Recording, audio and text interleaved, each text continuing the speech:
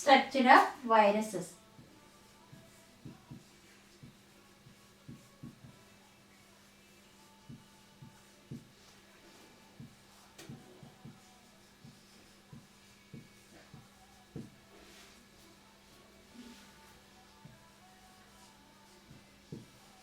వైరస్ల నిర్మాణం.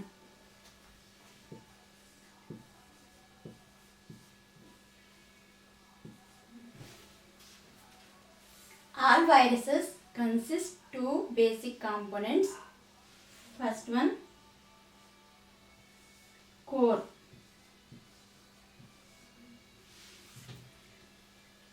అన్ని viruses two main components ఉంటాయి. ఫస్ట్ వన్ కోర్, కేంద్ర భాగం.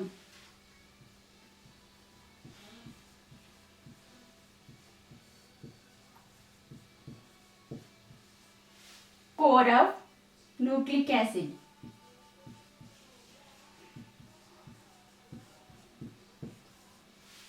కేంద్ర భాగంలో న్యూక్లిక్ యాసిడ్ ఉంటుంది. That forms the genome.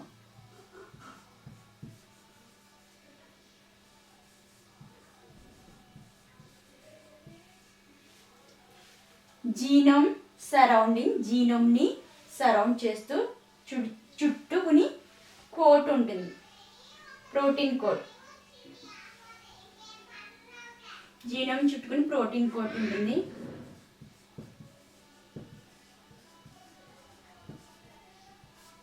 Board referred to as capsid.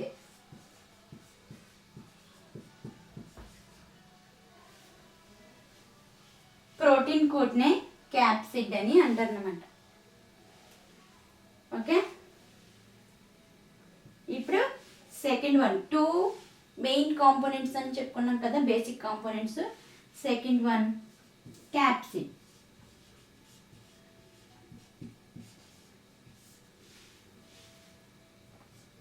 Capsid. Capsid gives shape to the virus.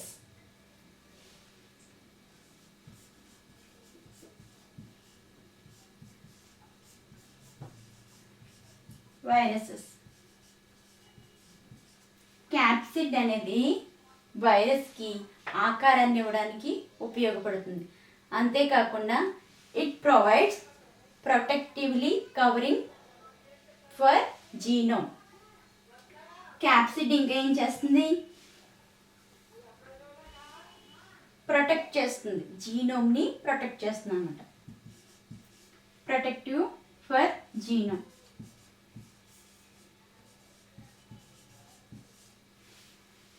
Capsid వైరస్కి ఆకారాన్ని ఇస్తుంది, అలాగే రక్షణ కలుగజేస్తుంది. దేనికి రక్షణ కలుగజేస్తుంది అంటే జీనోమ్కి.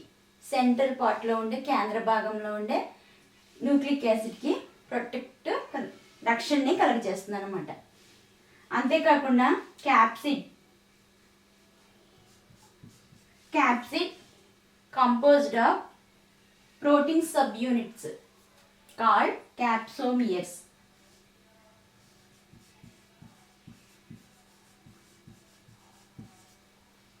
క్యాప్సిడ్లో ఉండే ప్రోటీన్ సబ్ యూనిట్స్ని ఏమంటారు? సబ్ యూనిట్స్ని క్యాప్సోమియర్స్ అంటారు.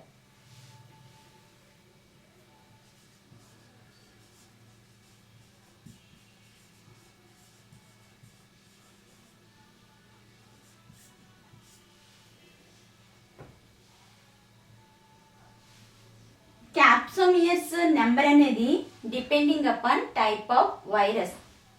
క్యాప్సోమియర్స్ సంఖ్య అనేది దేని మీద ఆధారపడి ఉంటుందంటే వైరస్ యొక్క రకం మీద ఆధారపడి ఉంటుంది.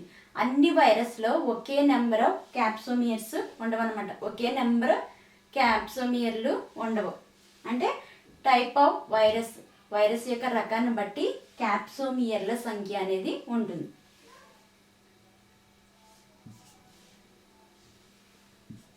క్యాప్సోమియర్ల నెంబరు దేని మీద డిపెండ్ అయి ఉంటుంది? Type of virus.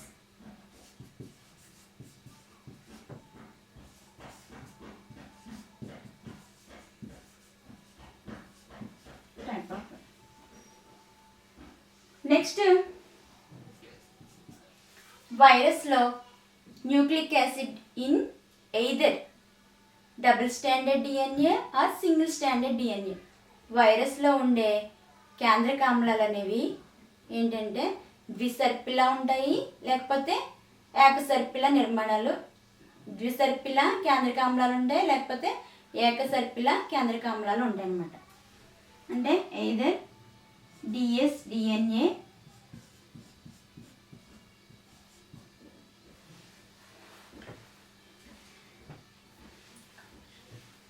డిఎస్డిఎన్ఏ or ఎస్ఎస్డిఎన్ఏ.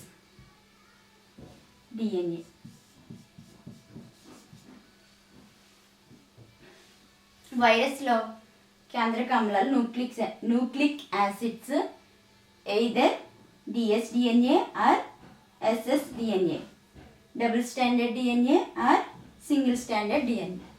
Okay, in general virus that infect plants have, virus ప్లాంట్స్ని ఇన్ఫెక్ట్ చేస్తే దాంట్లో సింగిల్ స్టాండర్డ్ ఆర్ఎన్ఏ, అంటే ప్లాంట్స్ని ఇన్ఫెక్ట్ చేసే వైరసెస్లో సింగిల్ స్టాండర్డ్ ఆర్ఎన్ఏ ఉంటుంది. అయితే మొక్కల్ని సంక్రమించే వైరస్లో, ప్లాంట్స్ని ఇన్ఫెక్ట్ చేసే వైరస్లో సింగిల్ స్టాండర్డ్ ఆర్ఎన్ఏ ఉంటుంది. యానిమల్స్ని ఇన్ఫెక్ట్ చేసే వైరస్లో డబుల్ స్టాండర్డ్ డిఎన్ఏ ఉంటుంది. మోస్ట్ ఆఫ్ ది బ్యాక్టీరియోఫేజెస్లో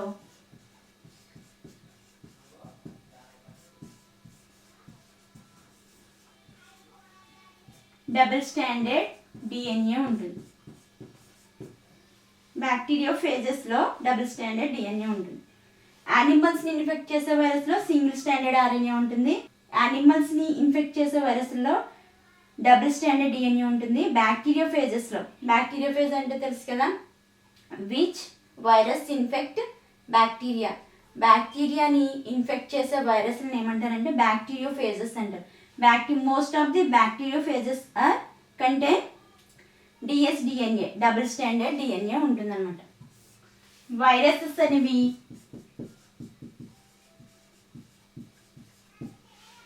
సర్క్యులర్గా కానీ లేకపోతే లీనియర్గా కానీ ఉంటాయి.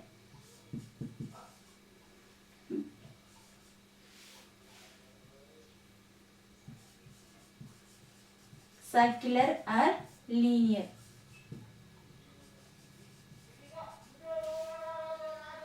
వలయాకారంగా కానీ దీర్ఘాకారంగా కానీ ఉంటాయన్నమాట. All viruses contain single nucleic acid molecule.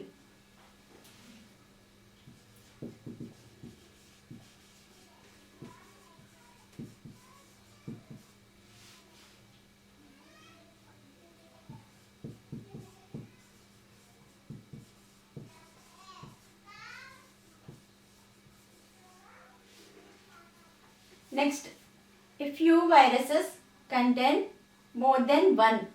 కొన్ని వైరస్లలో మాత్రం ఒకటి కంటే ఎక్కువ న్యూక్లిక్ యాసిడ్ మాలిక్యూల్స్ ఉంటాయి. For example HIV virus. Next, viroids.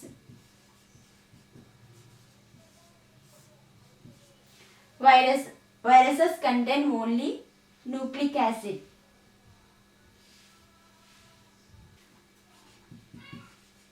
Viruses contain only nucleic acid.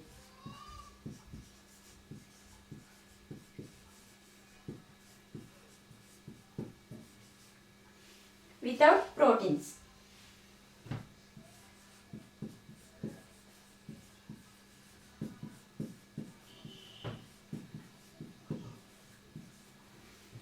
విరైడ్స్ అంటే ఏంటంటే వైరస్లో కేంద్రక ఆమ్లాలు మాత్రమే ఉంటాయి, ప్రోటీన్స్ ఉండవు. అలాంటి వాటిని విరైడ్స్ అంటారు, వైరాయిడ్లు.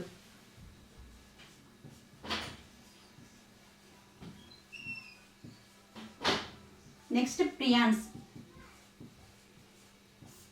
ప్రియాన్లు.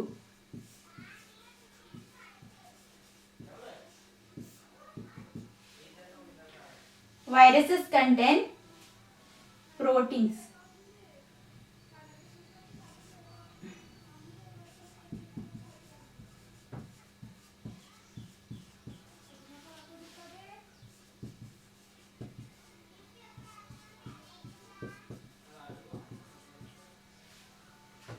Without nucleic acids.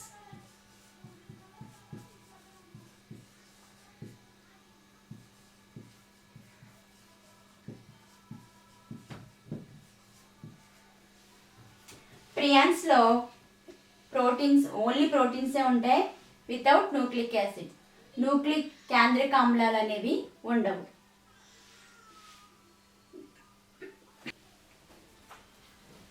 Structure of viruses, వైరస్ల నిర్మాణం. ఓకే, దాంట్లో మనం టీఎంఈ స్ట్రక్చర్ చూడొచ్చు. టీఎంఈ నిర్మాణం. ఓకే, టీఎంఈ స్ట్రక్చర్ ఈ విధంగా ఉంటుంది. దీనికోసం మనం డీటెయిల్డ్గా స్టడీ చేయొచ్చు. ఓకే, చూడండి, మనకి స్పైరల్లీ కాయిల్డ్ న్యూక్లిక్ యాసిడ్ ఉంది, అలాగే ప్రోటీన్ ఉంది. ప్రోటీన్తో ఉన్న క్యాప్సోమియర్స్ ఉన్నాయి, వీటిని క్యాప్సోమియర్స్ అంటారు. ఓకే, టీఎంఈ యొక్క లెంత్ ఎంత ఉంటుందంటే 300 mm లెంత్ ఉంటుంది. నెక్స్ట్ ఏంటంటే 18 mm ఇన్ డయామీటర్. లెంత్ అయితే 300 mm ఉంటుంది. నెక్స్ట్ చూడండి, మాలిక్యులర్ వెయిట్, అణుభారం ఎంత ఉంటుందంటే 39 × 10⁻⁴. దీని అంతటినీ క్యాప్సిడ్ అంటారు, తొడుగు అని క్యాప్సిడ్ తొడుగు అంటారు. క్యాప్సిడ్ తొడుగు దేంతో ఉంటుందంటే ప్రోటీన్ సబ్ యూనిట్స్తో ఉంటుంది. ఈ ప్రోటీన్ సబ్ యూనిట్స్ ఎన్ని ఉంటాయంటే 2130 ఉంటాయన్నమాట క్యాప్సోమియర్స్. వీటిని ఏమంటారంటే క్యాప్సిడ్ అని అంటారనమాట. Next, protein sub units is called capsomeres. Protein యొక్క ఉప ప్రమాణాలని క్యాప్సోమియర్స్ అంటారు. ఈ క్యాప్సోమియర్స్ అనేవి ఏంటంటే క్యాప్సిడ్లో ఉంటాయి. ఎన్ని ఉంటాయంటే 2130 ఉంటాయి అన్నమాట capsomeres. Next, each protein contain 158 amino acids. ప్రతి ప్రోటీన్ క్యాప్సోమియర్ కూడా ఏంటంటే 158 అమైనో యాసిడ్స్ ఉంటాయి. నెక్స్ట్, ఈ అమైనో యాసిడ్స్ అనేవి ఎలా ఉంటాయంటే ఏ సింగిల్ పాలీపెప్టైడ్ చైన్లా ఉంటాయి. ఏంటంటే సింగిల్ ఒంటరిగా ఉండే పాలీపెప్టైడ్ చైన్ లాగా అమరి ఉంటాయి అన్నమాట. నెక్స్ట్, ఈ క్యాప్సోమియర్స్ అన్ని ప్రోటీన్ క్యాప్సోమియర్స్ అన్నీ కూడా ఎలా అరేంజ్ అయి ఉంటాయంటే, ఎలా అమరి ఉంటాయంటే మధ్యలో హోలో స్పేస్ ఉంటుంది అనమాట, ఖాళీ ప్రదేశం ఉంటుంది. ఆ ఖాళీ ప్రదేశాన్ని చుట్టుకుని ఈ క్యాప్సోమియర్స్ అనేవి ఉంటాయన్నమాట. ఈ మధ్యలో ఉండే హోలో స్పేస్ ఎంత ఉంటుందంటే 4 mm ఉంటుందన్నమాట. నెక్స్ట్, ఈ హోలో ఇన్సైడ్ ఈ లోపల ఏంటంటే మనకి a single spirally coiled RNA ఉంటుంది. ఇంకో ఇలా స్పైరల్ కాయిల్డ్ ఆర్ఎన్ఏ ఉంటుంది. ఈ ఆర్ఎన్ఏలో మనకి ఎన్ని న్యూక్లియోటైడ్స్ ఉంటాయంటే 6500 న్యూక్లియోటైడ్స్ ఉంటాయన్నమాట ఈ ఆర్ఎన్ఏలో. ఎలా అమరి ఉంటుందంటే సర్పిలాకారంగా చుట్టుకుని ఉంటుందన్నమాట. సర్పిలాకారంలో అది ఆర్ఎన్ఏ ఉంటుంది. ఆర్ఎన్ఏలో 6500 న్యూక్లియోటైడ్లు ఉంటాయన్నమాట. ఇది TMB.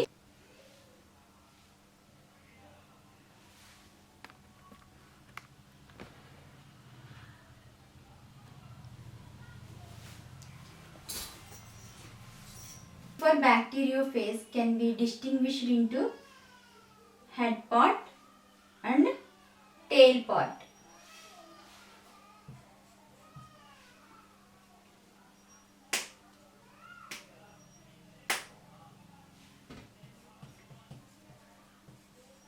Head region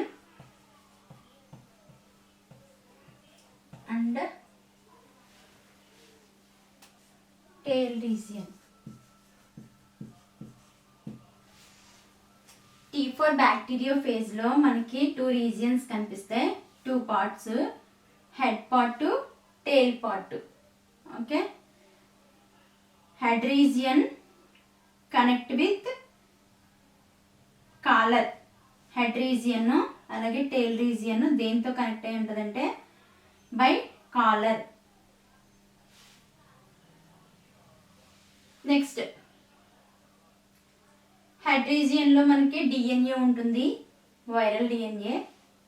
next, tail పార్ట్కి వస్తే tail region includes sheath, base plate, ఆధార పలకం, షీత్ అంటే తొడుగు, అలాగే టెయిల్ ఫైబర్స్, తోక పోచలు, అలాగే పిన్స్.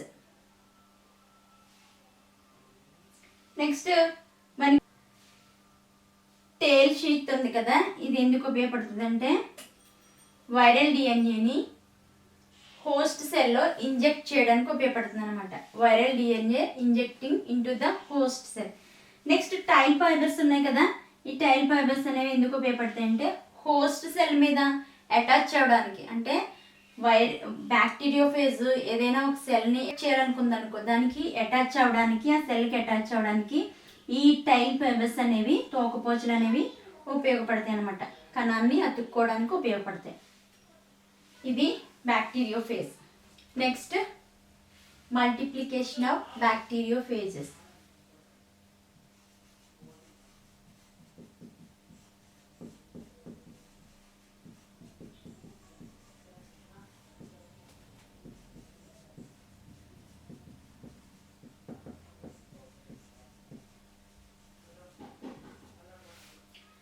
Multiplication or replication.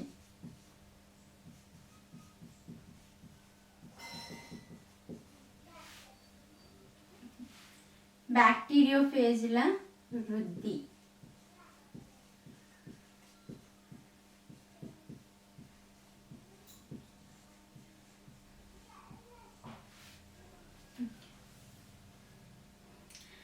మనం వీ హ్యావ్ ఆల్రెడీ డిస్కస్డ్ ఏంటంటే బ్యాక్టీరియా, వైరస్ అనేవి ఏంటంటే అవుట్ సైడ్ ఉన్నప్పుడు ఏంటంటే నాన్ లివింగ్ థింగ్స్, నిర్జీవంగా ఉంటాయి.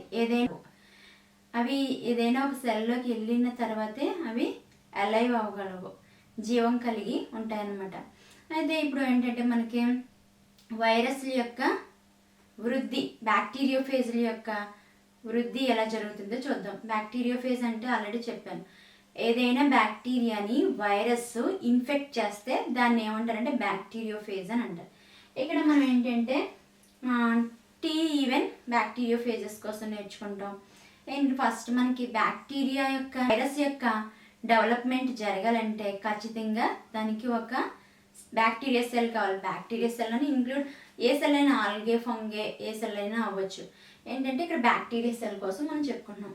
బ్యాక్టీరియా సెల్ ఇన్ఫెక్ట్ చేస్తుంది, అది కూడా ఈక్వలై సెల్స్ని మొత్తం ఏంటంటే వైరస్ ఇక్కడ ఏంటంటే పేజ్ అని అంటాం. Bacteriophages. Okay, multiplication or replication. Multiplication అనొచ్చు, లేకపోతే ఆర్ రెప్లికేషన్ అని కూడా అనొచ్చు. ఏంటంటే మనకి బ్యాక్టీరియోఫేజ్ యొక్క రెప్లికేషన్ జరగాలంటే 2 ఆల్టర్నేటివ్ సైకిల్స్ అనేవి అవసరం. 2 ఆల్టర్నేటివ్ సైకిల్స్ ఏంటంటే 2 ప్రత్యామ్నాయ చక్రాలు. ఏంటంటే lytic cycle, lysogenic cycle. Lytic చక్రం, లైసోజెనిక్ చక్రం. మనకి లైటిక్ సైకిల్లో ఏంటంటే బ్యాక్టీరియోఫేజెస్ అనేవి, బ్యాక్టీరియోఫేజ్ అంటే ఏంటి, వైరస్ బ్యాక్టీరియాని ఇన్ఫెక్ట్ చేస్తే దాన్ని బ్యాక్టీరియోఫేజ్ అని అంటారు. ఇక్కడ ఏంటంటే మనకి ఈక్వలై బ్యాక్టీరియాని ఫేజెస్ అటాక్ చేసినప్పుడు ఈక్వలై మొత్తం ఏంటంటే ఆ సెల్ మొత్తం, ఈక్వలై సెల్ మొత్తం లైసిస్ అయిపోతుంది అనమాట. అంటే ఏంటంటే మొత్తం ఆ సెల్లో ఉండే సెల్ ఆర్గనల్స్ అన్ని కూడా డెడ్ అయిపోతుంది, సెల్ మొత్తం డెడ్ అయిపోతుంది అనమాట. అలా డెడ్ అవడానికి కారణమయ్యే పేజెస్ ఏమంటారంటే విరిలెంట్ పేజెస్ అని అంటారు అనమాట. ఈ విరిలెంట్ పేజెస్ జరగడానికి కారణం ఏంటంటే లైటిక్ సైకిల్. లైటిక్ సైకిల్ లోనే మనకి విరిలెంట్ పేజెస్ జరుగుతుంది. లైటిక్ సైకిల్ అనేది ఏంటంటే 5 స్టెప్ ప్రాసెస్. ఈ 5 స్టెప్స్ ఏంటో మనం 1 by 1 డిస్కస్ చేద్దాం. ఫస్ట్ ఏంటంటే అటాచ్మెంట్. ఫస్ట్ స్టెప్ అటాచ్మెంట్, అంటి పెట్టుకునేట. చూడండి, the phages use tail fibres for attachment to the complementary receptor sites. ఇది ఏంటంటే బ్యాక్టీరియా సెల్. బ్యాక్టీరియా సెల్ వచ్చి ఏమి అటాచ్ అయింది, బ్యాక్టీరియా సెల్ కి వైరస్ అనేది అటాచ్ అయింది. ఇది బ్యాక్టీరియోఫేజ్. ఈ బ్యాక్టీరియా సెల్ లో అక్కడక్కడ మనకి ఏముంటాయంటే కాంప్లిమెంటరీ రెసెప్టర్ సైట్స్ ఉంటాయి. Complementary receptor sites. చూడండి, సంపూరక గ్రహీత స్థానాలు, తెలుగులో సంపూరక గ్రహీత స్థానాలు. ఈ గ్రహీత అంటే సంపూరక గ్రహీత స్థానాల వద్ద మనకి వైరస్ అనేది అంటిపెట్టుకుంటుంది. వాటిని రెసెప్టర్ సైట్స్ అని అంటారు. ఇప్పుడు అటాచ్మెంట్ అయిపోయింది, అంటిపెట్టేసుకుంది. నెక్స్ట్ ప్రాసెస్ ఏంటంటే పెనిట్రేషన్. పెనిట్రేషన్ అంటే ప్రవేశం. చూడండి, during which the tail sheath of phage contracts and the tail core is driven in through the bacteria cell wall. When the tip of the core reaches the plasma membrane, the DNA from the bacteriophage head passes through the plasma membrane and enters the bacteria cell. ఇక్కడ ఏంటంటే attachment అయిపోయిన తర్వాత ఈ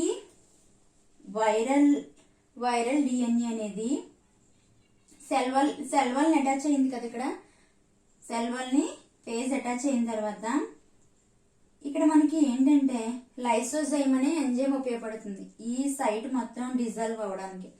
ఈ dissolve అయిన తర్వాత ఈ లోపల మనకి డిఎన్ఏ ఉంటుంది కదా. ఈ డిఎన్ఏ ఏంటంటే హోస్ట్ సెల్. ఇప్పుడు బ్యాక్టీరియా సెల్ ని హోస్ట్ సెల్ అంటారు అనమాట. ఈ హోస్ట్ సెల్ లోకి వైరల్ డిఎన్ఏ ఎంటర్ అవుతుంది అనమాట. ఎలా అంటే ఇక్కడ సెల్ వాల్ కి అలాగే ప్లాస్మా సెల్ వాల్ తర్వాత ఉండే మెంబ్రెన్ ఏంటి, ప్లాస్మా మెంబ్రెన్ ఉంటుంది. ప్లాస్మా మెంబ్రెన్ కూడా డిజాల్వ్ అయిపోయిన తర్వాత ఈ హెడ్ పాట్ లో ఉన్న వైరల్ హెడ్ పాట్ లో ఉన్న డిఎన్ఏ అనేది passes through the cell membrane. Cell membrane ద్వారా మనకి వైరల్ డిఎన్ఏ అనేది హోస్ట్ సెల్ లోకి పెనిట్రేట్ అవుతుంది అనమాట. నెక్స్ట్ ఇలా పెనిట్రేట్ అయిన తర్వాత వైరస్ యొక్క రిమైనింగ్ పార్ట్ అంతా బ్యాక్టీరియా సెల్ యొక్క అవుట్ సైడ్ ఉండిపోతుంది. ఇలా అవుట్ సైడ్ ఉండే ఈ రిమైనింగ్ పార్ట్ ని ఏమంటారంటే రిఫర్ టు ఎస్ గోస్ట్ అని అంటారు అనమాట. దీన్ని గోస్ట్ అంటారు. ఇది పెనిట్రేషన్. నెక్స్ట్ థర్డ్ స్టెప్ ఏంటంటే బయోసిన్సిస్. పెనిట్రేషన్ అయిపోయిన తర్వాత వైరల్ డిఎన్ఏ అనేది హోస్ట్ సెల్ లోకి, హోస్ట్ సెల్ అంటే ఏంటి, బ్యాక్టీరియా సెల్ లోకి ఎంటర్ అయిన తర్వాత ఇక్కడ బయోసిన్సిస్ అనేది జరుగుతుంది, జీవ సంశ్లేషణ అనేది జరుగుతుంది. అది ఎలా జరుగుతుందంటే ఇక్కడ వైరల్ డిఎన్ఏ అంటే చూడండి, the phase DNA reaches the cytoplasm of the host cell. Cytoplasm, host cell యొక్క సైటోప్లాజం లోకి వైరల్ డిఎన్ఏ వచ్చేసింది, ఎంటర్ అయింది. Next many copies of phase DNA and enzymes. Next ఏంటంటే క్యాప్సిడ్ ప్రోటీన్స్. ఇక్కడ ఏంటంటే మనకి viral DNA, many copies of viral DNA, అలాగే enzymes and protein క్యాప్సిడ్స్, ఇవన్నీ కూడా ఏంటంటే మనకి హోస్ట్ సెల్ లో సింథసైజ్ అయిపోతున్నాయి. అంటే ఇక్కడ మనకి హోస్ట్ సెల్ లో ఏం జరుగుతుందంటే వైరల్ డిఎన్ఏ సింథసైజ్ అవుతుంది, అలాగే ఎంజైమ్స్ వస్తాయి, అలాగే క్యాప్సిడ్ ప్రోటీన్స్ వస్తాయి అనమాట. వచ్చిన తర్వాత ఇక్కడ సంశ్లేషణ అయిపోతుంది, జీవ సంశ్లేషణ అయిపోతుంది. ఎలా అంటే మొత్తం ఇక్కడ ఈ డెవలప్మెంట్ అంతా జరగడానికి ఏంటంటే ఈ హోస్ట్ సెల్ యొక్క జరగడానికి ఏంటంటే హోస్ట్ సెల్ లో ఉండే సైటోప్లాస్మిక్ మెషినరీని మొత్తం ఉపయోగించేసుకుంటుంది అనమాట.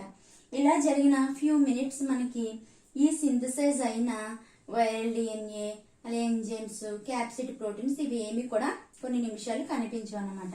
ఈ స్టేజ్ ఏంటంటే బయోసిన్సిస్. నెక్స్ట్ ఫోర్త్ స్టేజ్ మెచ్యురేషన్, పక్వ దశ. మెచ్యురేషన్ అంటే ఏంటంటే మనకి బయోసిన్సిస్ అయిన తర్వాత ఫ్యూ మినిట్స్ కనిపించవు అని చెప్పుకున్నాం కదా.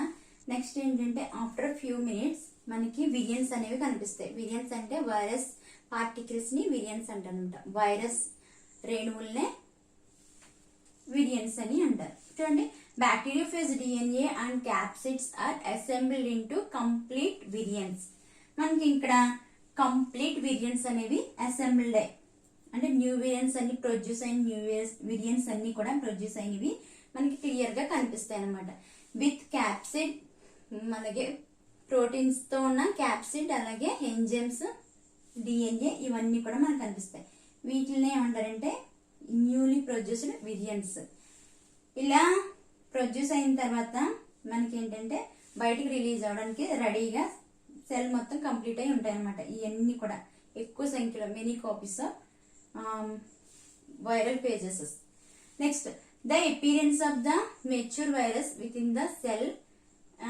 మనకి మెచ్యూర్ వైరస్ సెల్ లో కనిపించే స్టేజ్ ని ఏమంటారంటే ఎక్లిప్స్ పీరియడ్. మెచ్యూర్ వైరస్ మనకి కనిపించడానికి ఉండే సమయాన్ని ఎక్లిప్స్ పీరియడ్ అని అంటారు. నెక్స్ట్ ఫైనల్ స్టేజ్ ఏంటంటే లైసిస్. లైసిస్ అంటే విచ్ఛిన్నం తెలుగులో. లైసిస్ అంటే ఏంటంటే మనకి సెల్ మొత్తం ఏంటంటే విరియన్స్ అనేవి ప్రొడ్యూస్ అయ్యి రెడీగా రిలీజ్ అవ్వడానికి ఉన్నాయన్నమాట.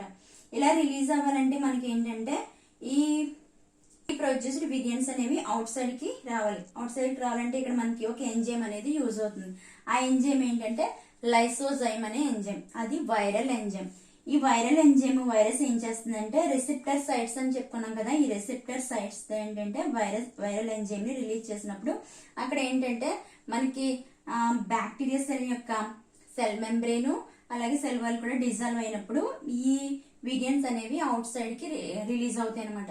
రిలీజ్ అయ్యి నెక్స్ట్ ఏంటంటే మళ్ళీ రిపీట్ అవుతుంది సైకిల్. లైటిక్ సైకిల్ అనేది రిపీట్ అవుతుంది.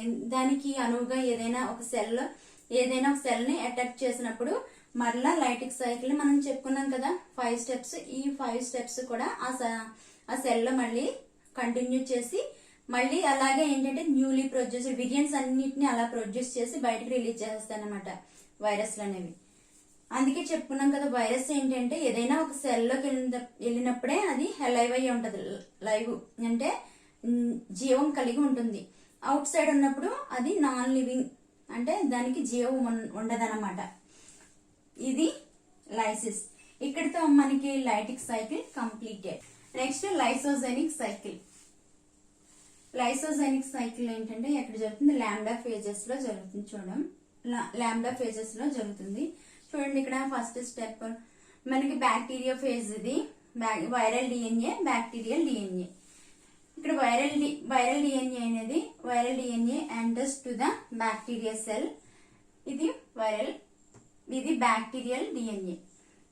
వైరల్ డిఎన్ఏ బ్యాక్టీరియా సెల్ లోకి వచ్చింది అనమాట. నెక్స్ట్ ప్రాసెస్ లో చూడండి ఇంటిగ్రేషన్ ఆఫ్ వైరల్ డిఎన్ఏ.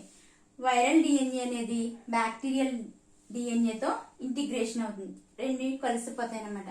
ఇలా ఈ కలిసిపోయిన స్టేజ్ ని ఏమంటారంటే ప్రోఫేజ్ అని అంటారు. ఏంటంటే ఇక్కడ ఇన్యాక్టివ్ గా ఉండిపోతాయి, క్రియారహితంగా ఉండిపోతాయి అనమాట. వైరల్ డిఎన్ఏ క్రియారహితంగా బ్యాక్టీరియల్ డిఎన్ఏతో కలిసిపోయి ఉండిపోతుంది. నెక్స్ట్ ఏంటంటే ఈ పేజెస్ ని ఏమంటారంటే లైసోజెనిక్ జరిగే పేజెస్ ని టెంపరేట్ పేజెస్ అని అంటారు.